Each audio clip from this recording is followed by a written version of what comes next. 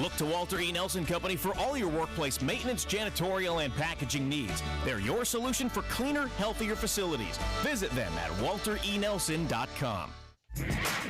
You're listening to the Trailblazers postgame show on the Trailblazers Radio Network. You are the sixth man, and the Moda Center is our house. Join the best fans in the NBA for the biggest games all season long. The next home game, the Blazers host the Phoenix Suns. Coming up this Sunday, January 14th, tip-off at 6 for official Trailblazers tickets. Always visit trailblazers.com. All right, let's take a look at tonight's highlights. It's brought to you by McDonald's, and the Blazers started out the second half like they were about to make a push. They trimmed the lead to 19 at 63-44, but like we saw throughout the game tonight, OG Anunoby had an answer. Ran in the corner, 9 seconds to shoot, splits the defense, drives, goes for the hammer dunk, couldn't get it to fall. Popped straight up in the air, the Knicks recover, the pass is deflected underneath to Anunoby, and he lays it in. The Knicks lead by 30. Yeah, that pushed the lead to 76-46, and the next highlight really sums up your night at Madison Square Garden. Julius Randle catching fire and putting the game away with back-to-back threes. To the corner for Randle, Randle three, good. Back-to-back threes for Julius Randle, who is dead last in the NBA out of 164 qualifiers on three-point percentage. And there you have it. The Blazers fall tonight and get hammered at Madison Square Garden, 112-84. Our next Trailblazers broadcast is going to come up on Thursday. The Trailblazers travel to Oklahoma City to meet the Thunder. Pre-game will start at 4 across the Trailblazers Radio Network. The tip-off with Travis and Michael will be at 5 o'clock. Coming up next on our flagship station here in Portland, Chris Burkhardt will have the fifth quarter. What a pleasure it is to work with the crew here with the Trailblazers, the captain Rich Patterson, and Bruce Williams. Your final score tonight from Madison Square Garden, the Knicks over the Trailblazers, 112-84. We'll talk to you on Thursday. You've been listening to the Trailblazers postgame show on the Trailblazers Radio Network.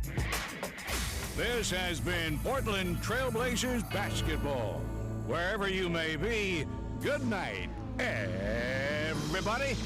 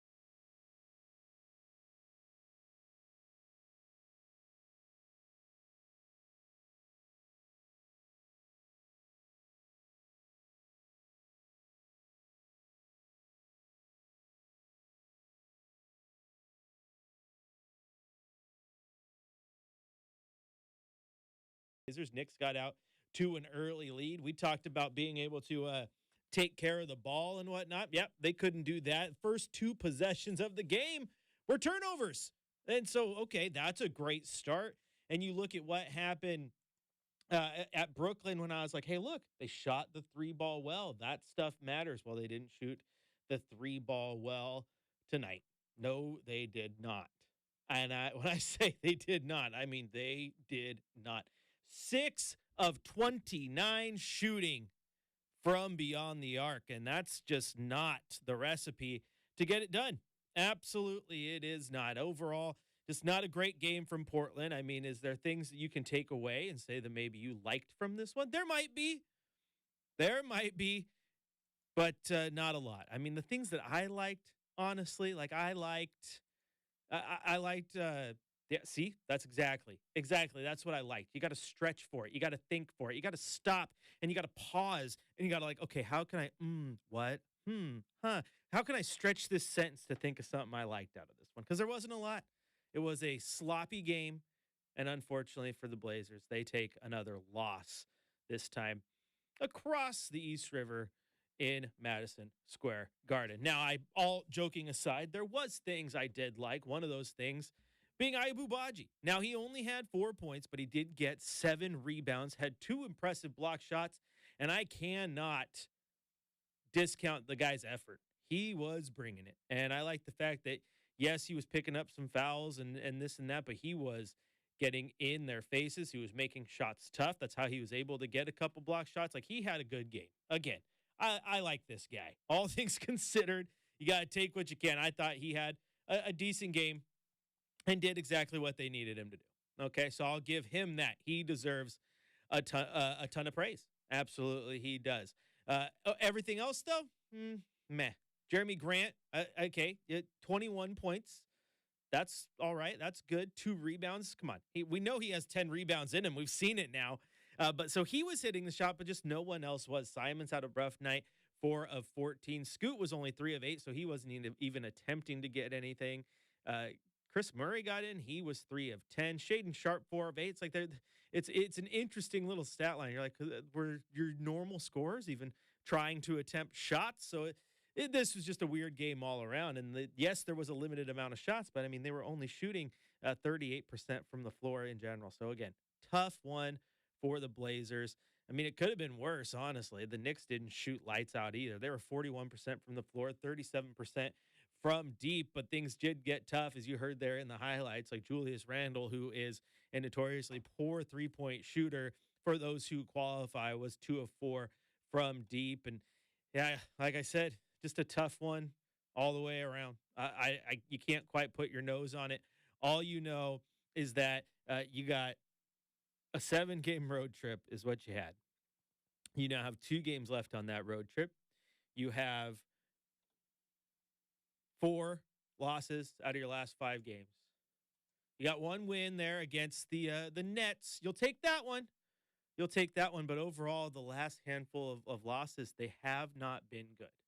Okay? Let's just for a second go over the last few weeks of Blazer losses. Let's start with the loss that nobody liked and still might be one of the worst of the season despite the scoreline, but that is the 118-117 loss to the Wizards. Shouldn't have lost that game. At home, shouldn't have lost that game. Follow that up, losing by double digits, 126-106 to the Warriors. Got the surprise win over the Kings. Then you got the 118-105 loss to the Spurs, which was not nearly as close as that score indicated. Got the rebound, got the win against the Spurs. Nice. And then double-digit loss, 21-point loss to the Suns. Double-digit loss, nearly a 30-point loss to the Mavericks. Double-digit loss, 36-point loss to the Mavericks. Got the win against Nets. Looks great. And then you had the tough one tonight where you once again lose by a lot of points. A lot of points. It's ridiculous.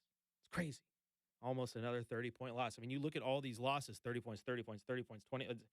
You got to figure something out. I don't know quite what it is. You need faster starts. That's for one. You looked at this one tonight at 22-38. First quarter, you are down almost 20 points right out of the gate. The highest scoring quarter you had today, 23 points. Not a great offensive performance. If you want to get in on the chat, you know what to do. 503-248-0620 will get you on the phone line, or you can go to youtube.com, type in Rib City Radio, where you can keyboard warrior to your heart's content. You can pick on Raymond Felton like Dan is. You can give us your thoughts on Billups like Carey is. And you can be like, it's D-Stan, who says he's not a fan of the 2-3 zone defense. You can do whatever. Go over to youtube.com, type in Rip City Radio. We'll pop right up. And, of course, 503-248-0620 is your telephone number. If any of you feel like calling, you might not. You might just be ready to call it a night early. But we'll do your best to have some fun here, because that's what we do. Shacker and I might just start debating metal music. I don't even know if he can get on the air from where he's at, so maybe I'll debate myself. But we'll have some fun. All right, going to take a quick break. When we come back, we're going to give you our shot of the night and what is the scoop. Chris Burkhardt here on your home of the Blazers, Rip City Radio 620.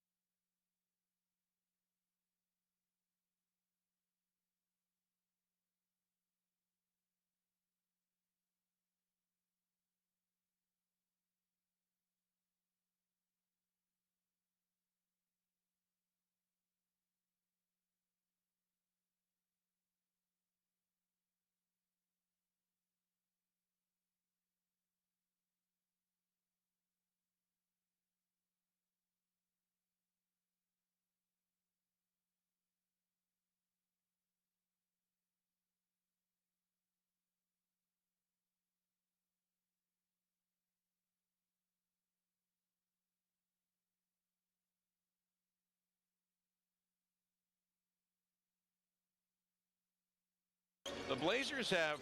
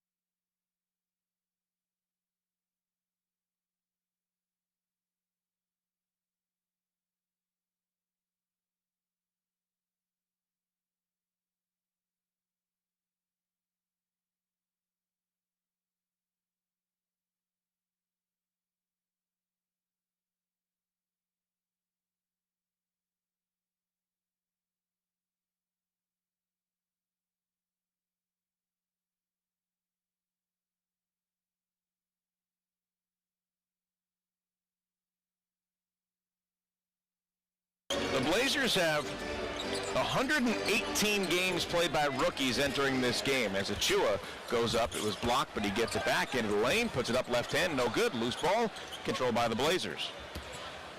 The team that has the next most games played by rookies, Oklahoma City with 86. Here's a Kamara three, and that's good.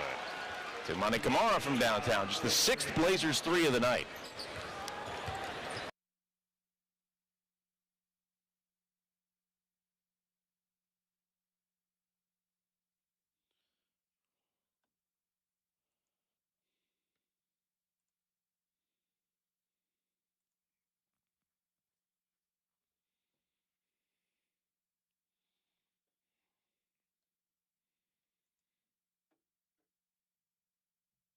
Welcome back into the fifth quarter. It is time now for What's the Scoot? And Scoot had a rough performance tonight. He had just 8 points and 4 assists, 3 turnovers.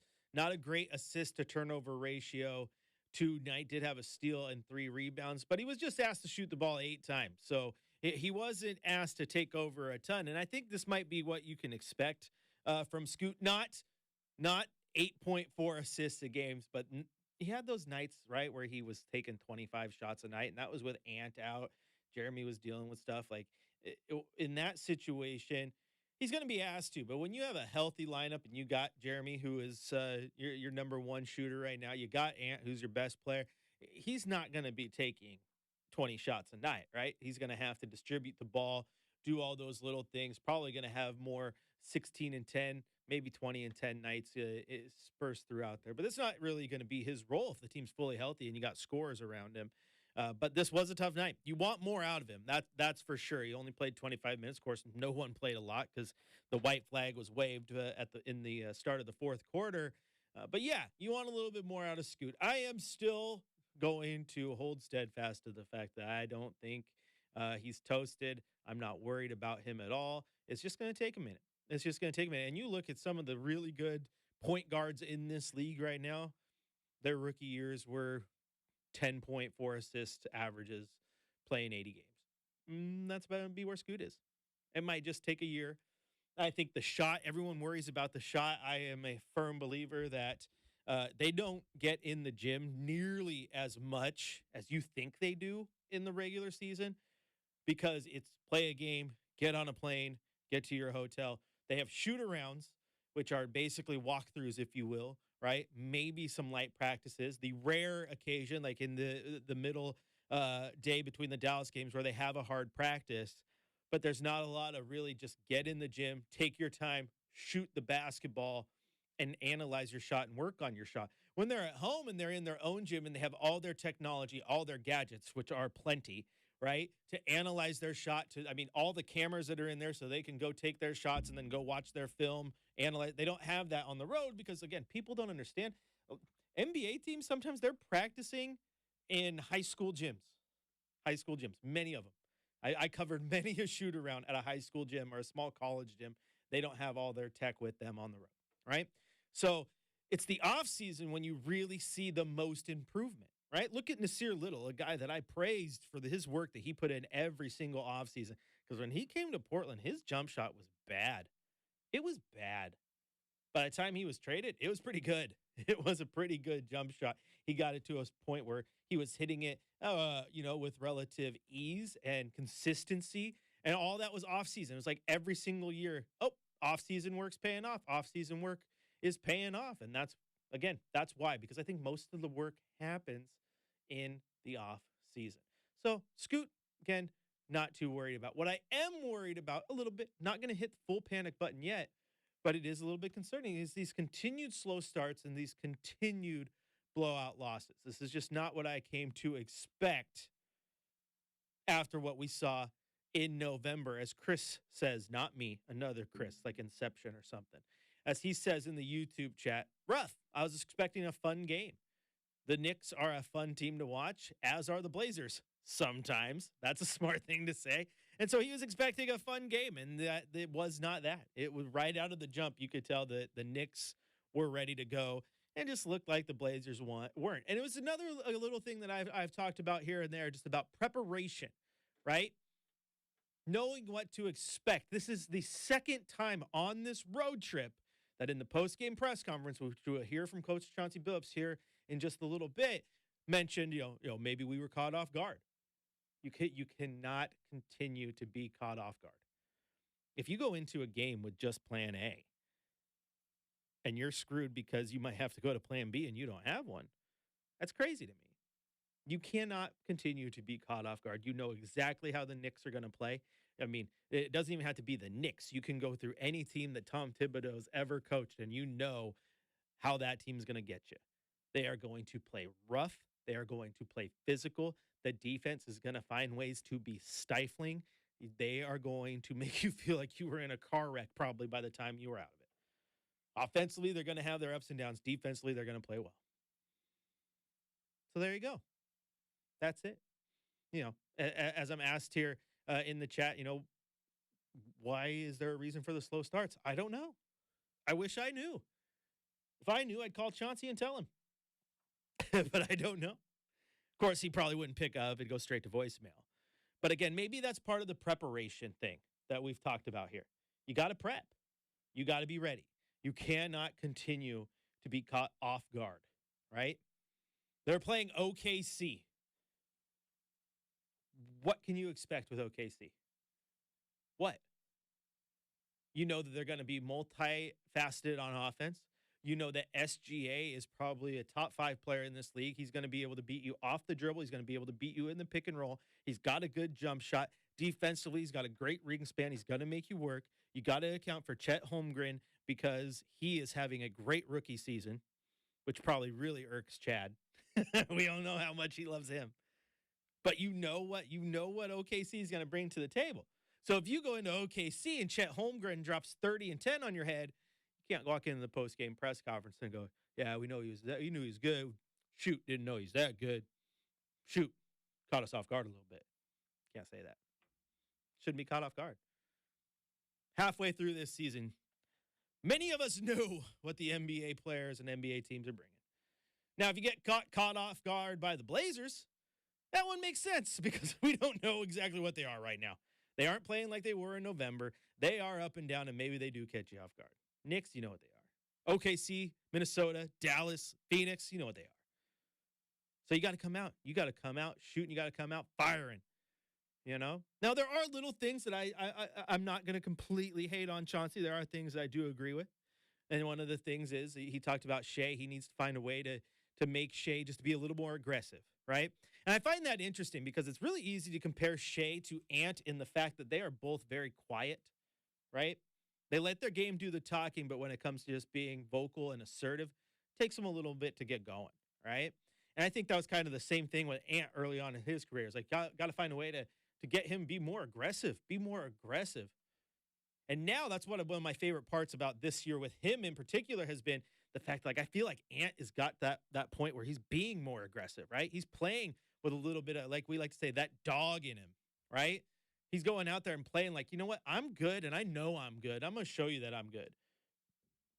In fact, I mean, a lot of Ant's woes are the fact that, and Chauncey has said this many a time, and it's true.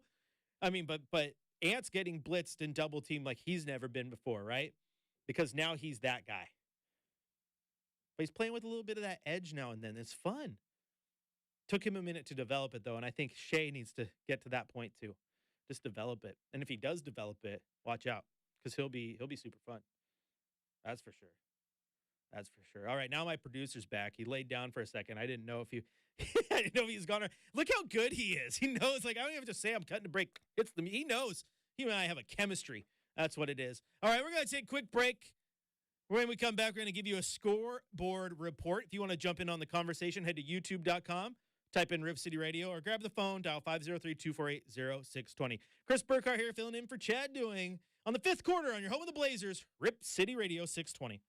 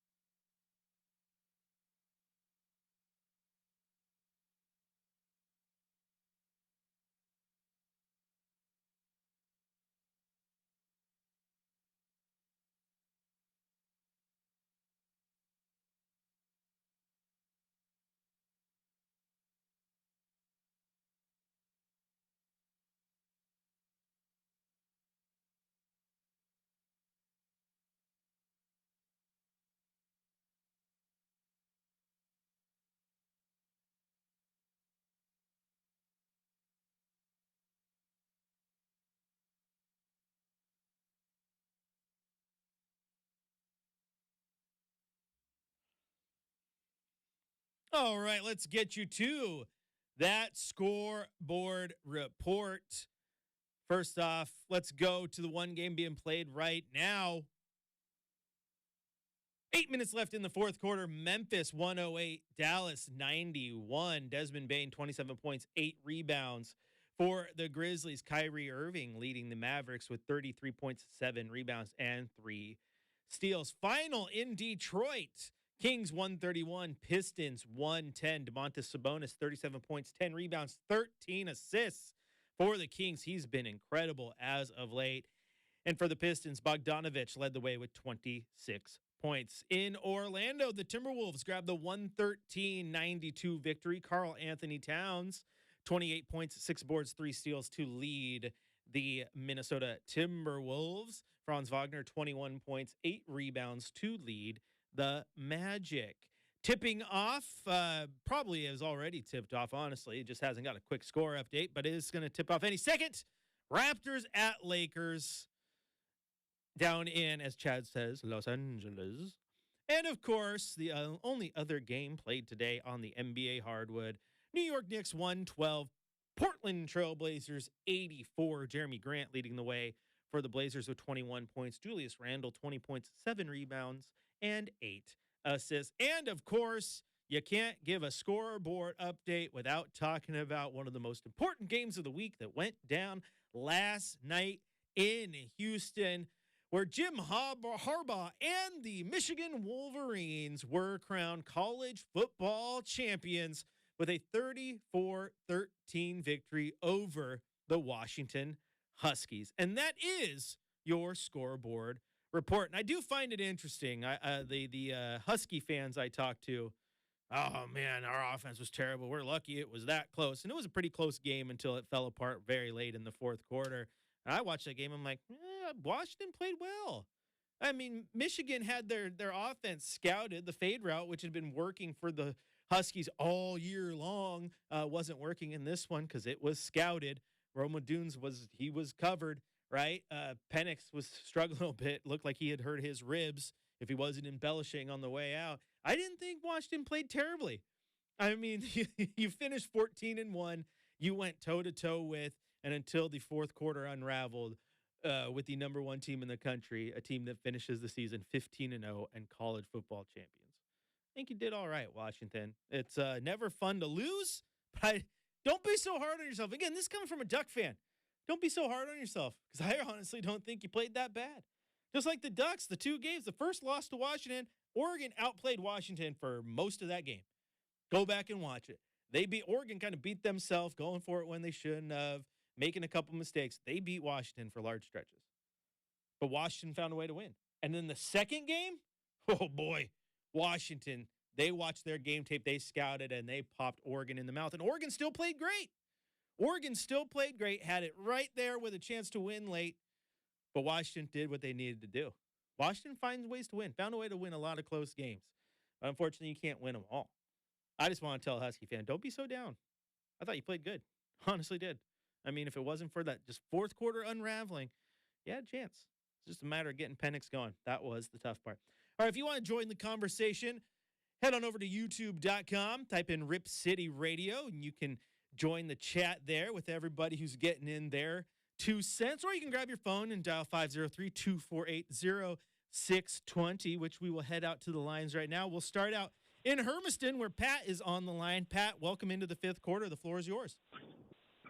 Hey, Chris, thanks. I only was able to listen to the first quarter and then the post-game show. I had stuff to do, but, listen to you talking about it, and, it's disappointing, but I kind of look at it differently, and the coaches and the players can't accept this, but we got a lot of young guys that haven't had a lot of reps, so they're not even to the point where they have enough reps to react like they should.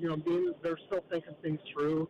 And, even your veterans, there's 5 players out there, so you might be a vet with lots of reps, but you're depending on young guys to make the right plays and stuff, and maybe be in a spot when you get doubled, and sometimes they are and sometimes they aren't.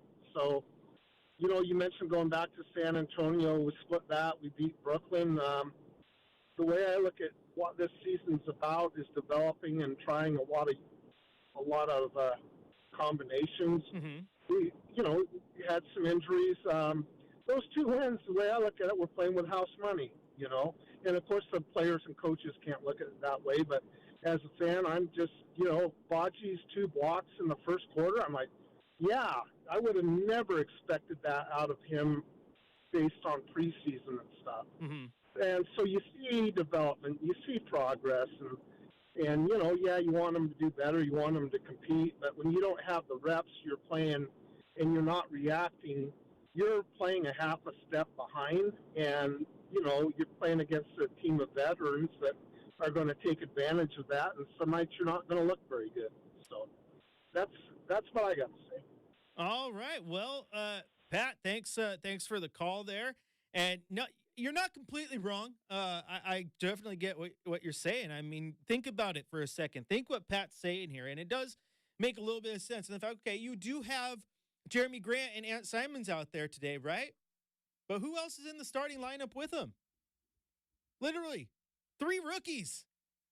Duop Reith, rookie. Tamani Kamara, rookie. Scoot Henderson, rookie. And those guys have to learn in these situations as well, right? They are definitely having to learn on the fly. And then you look at the rotation in today's game. Malcolm Brogdon, vet. Thibault, vet. Shaden Sharp, second year. So, okay, he's not a rookie, but he ain't really a vet yet. You know what I'm saying? So there's another young guy. Okay, and then you look at Ibu Baji, rook. Chris Murray, rook. Justin Minaya, 2-way guy. I mean, come on. So that I get what you're saying, Pat. Does make sense. Now, I do wish you'd get a little bit more from your big guns, right? Simons and Grant, go out there. Brogdon, have a good game. I mean, Brogdon only played 13 minutes, but he had 2 points after having a great night. These are the games where you do need your DeAndre Aytons and unfortunately injured, but your Robert Williams. Yeah. And like you said, even though the games are rough, doesn't mean you can't see things that you didn't like, right? Or things that you liked, excuse me. Because like you said, I liked Ibu Baji's game. He's being asked to do a lot more than he ever thought he was going to have to. I think he's doing it quite well. So there's a sense of accuracy to what you said. I still think they can play better, all things considered, but you do again have to consider how young this team is. All right, it is time now to talk to the preacher. Hopefully, there's no music in his ear this time. Preacher, how you doing? I appreciate it. Yeah, I mean, I think I was dancing to my own song there. I saw it with no noise, so it's really. But anyway, listen, the game was great in one way and not in any other way. I would say this: you got the New York coach who's defensive-minded, and Chauncey Billups who's defensive-minded as a coach. I'm sure Chauncey got a gut punch there. And I would have to say, I got to give a shout-out to New York, giving congrats to Rod Strickland. He's one of the most underrated Portland Trailblazer guards in our book of portfolios of great guards. He's pretty good. I can only say, man, on a back-to-back game in New York, I wouldn't want to chaperone any teenagers in New York. I don't know where you stand on that. I'll leave it at that, man. Love the show. Yeah, I get what you're saying. I mean, yeah, to teenagers who have money in New York, right? Of course, we know the cost of living. People make a joke about Brock Purdy having to have roommates because he's only making $800K a year and can't afford a house in San Francisco. I don't know how much Tamani Kamara's rookie deal gets him in Manhattan, but we'll see. I'm sure they had some fun. Maybe our boy Travis Demers gave him a shout out and told him all the best places to go eat. He gave me a little tour on New Year's Eve back in 2019 going into 2020. Little did we know what was ahead of us for 2020, but Travis and I had some nice dinner out there in Little Italy in New York. New York's a happening town, preacher. You're absolutely right. Now, we did get comments here in the chat because I talked about it. Who gets drafted first, Michael Penix or Bo Nix? Isn't that $1 million question? I'm telling you what, Penix, I'm not taking anything away from him. There's all these people who talk about his draft stock taking a major beating because of his performance in the national title game. Guys, that's crazy. That's crazy. Oh, he had a rough game against a really, really good defense that scouted him perfectly and an offensive line that had played well all year but was getting beat up by that Michigan State front seven to where he was having not a lot of time to throw. And the one route that they like to run constantly, that fade route for 20-plus yards, was not working. And now all of a sudden, Michael Penix can't throw a football? That's a joke. I mean, I like Jaden Daniels as much as the next guy, and the story going from ASU to LSU and winning the Heisman is great. I, however, don't think he should have won the Heisman. I thought the best quarterback in the country this year was Michael Penix. So you're going to let one game, like a team that loses one game, and that one game is the national championship, and all of a sudden, yep, he's just toasted. Come on. I think that's crazy. I think he has next level power in his arm. His accuracy is great, and I'm going to think you're very, very hard pressed to find a quarterback who has a quicker release. He would have taken more of a beating in that game if he wasn't able to get the ball out as quick as he does. I think Michael Penix is great. He probably does get drafted ahead of Bo Nix. That being said, I think Bo Nix is great too.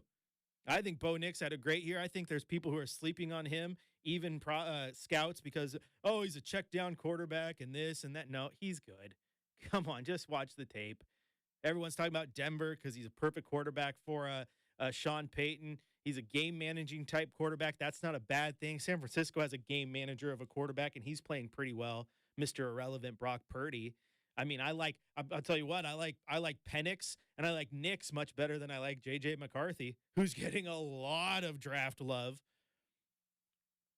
JJ McCarthy reminds me much more of like a Jake Fromm when he was at Georgia. Georgia's killing it. They're one of the best teams in the country. Jake Fromm's just slinging it. He's going to get drafted high. He's going to be a stud. Yeah, he didn't amount to much. Stetson Bennett, maybe? Yeah, Stetson Bennett, national championship quarterback. Yeah, he's reading tablets on Sundays. So yeah, that's where I sit on that. I like Penix. I like Caleb Williams. I like Drake May. I like Penix. Jaden Daniels, he was deserving of the Heisman. Not my pick. Penix would have been my pick. I don't know if Penix is a good, or excuse me, I don't know if Daniels is a great NFL quarterback though. We shall see, because we're gonna get through the playoffs and the Super Bowl, and then all we're gonna talk about is the draft until it happens. All right, gonna take a quick break here on the fifth quarter. When we get back, we're gonna head to the coach's corner, hear what Coach Billups had to say after this loss, and then, as my wife loves when I say, we're gonna put a little bow on this one and send you on your way. Chris Burkhardt here. The fifth quarter continues after the break on your home of the Blazers, Rip City Radio 620.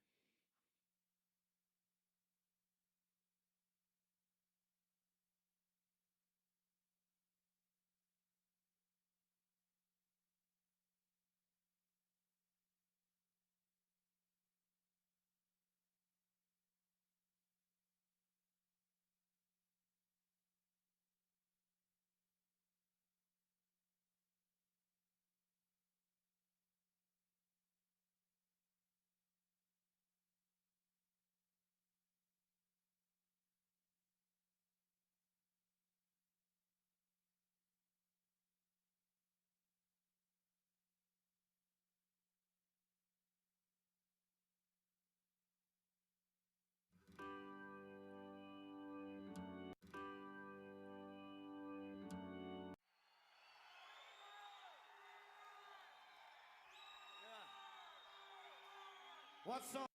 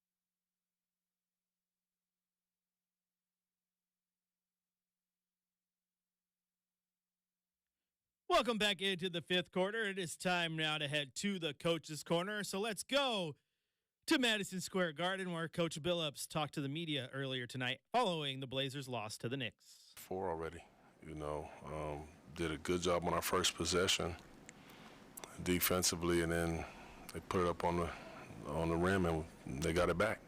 So it's just tough. It's tough, but you give them credit. They did what they had to do. They played well, and we just didn't. Ant and Shaden combined for 59 in Brooklyn. That obviously helped. Ant got out to a fast start tonight, 7, and then 7 the rest of the way. How difficult is it for you guys to get anything going? Those two aren't rolling, and then what happened with those two tonight?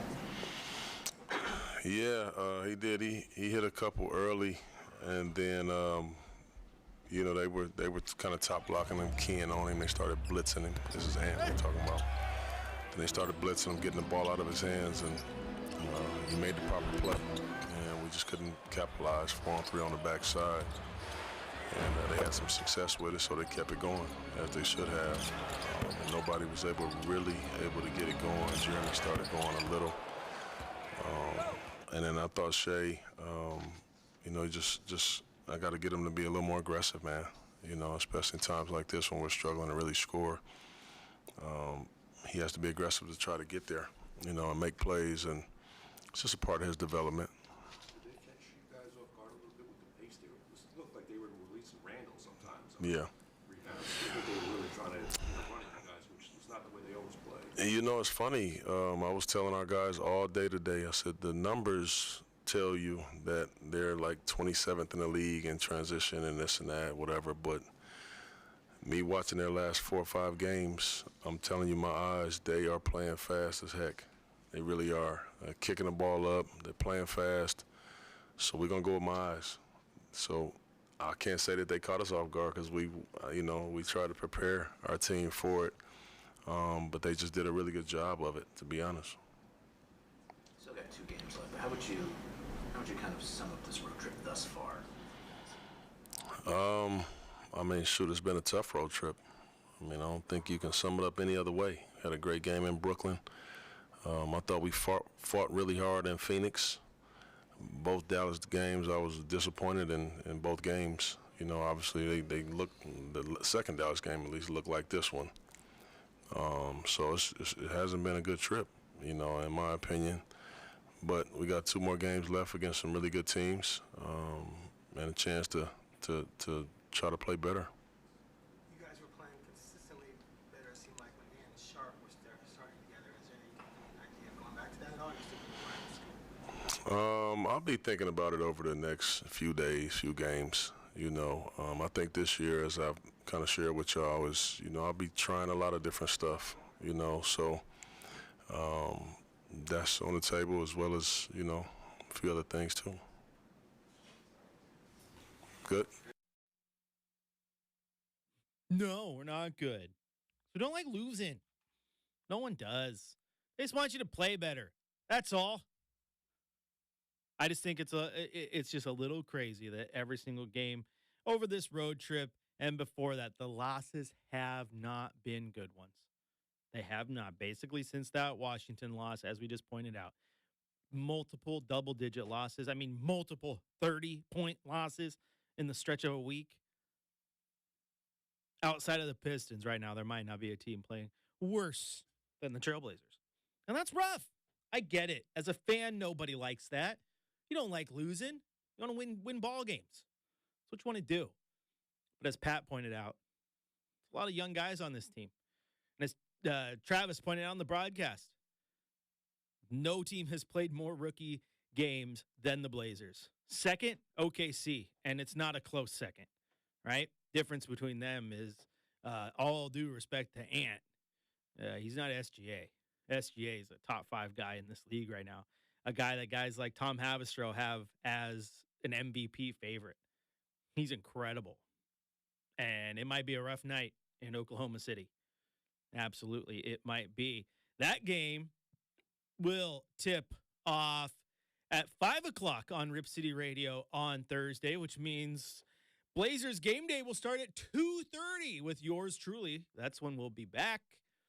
And then, of course, the next game, you got a matchup against the Timberwolves as well. This road trip cannot get over soon enough. Stay safe out there, Portland. Reports say that it might start snowing tonight, might get icy over the weekend. But don't you worry, because I already talked to Michael Shacker. We got the hookups, okay? So if everybody's iced in on Friday when the Blazers are in Minnesota, I still got the connections to get this show up and running from wherever. I can go hide in my garage and we can roll, baby. There will be game day in fifth quarter. Don't you worry. Before I go, just remember, it's my last message to you as you fall asleep listening to this show. Go to youtube.com, type in Rip City Radio, like, share, subscribe. We're so close to 1,000. Maybe when we get to 1,000, we'll give out some prizes. You know, maybe I'll go find some $5 Starbucks gift cards, baby. I'll figure it out. Chris Burkhardt here on your home of the Blazers, Rip City Radio. See you next time.